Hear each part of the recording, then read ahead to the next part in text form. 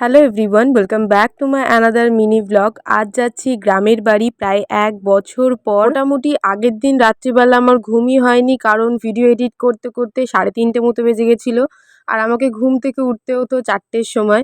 তো সেই জন্য আর আমি ঘুমাইনি, না ঘুমিয়ে একটু সুন্দর করে সেজে রেডি হয়ে চলে যাচ্ছি গ্রামের বাড়িতে। রাতের কলকাতা যে শুধুমাত্র ভালো লাগে তেমনটা কিন্তু নয়, সকালবেলার কলকাতাটাও কতটা শান্ত সুন্দর, তাই না? মাত্র একটা দিনের জন্যই আমরা গ্রামের বাড়ি যাচ্ছি, যেমন আজকে সকালে যাচ্ছি, কালকে বিকেলের মধ্যে চলে আসবো। একটা দিনের জন্য গিয়েও আমার গলার অবস্থাটা বুঝতে পারছো তোমরা, আমার এতটা ঠান্ডা লেগেছে কি বলবো।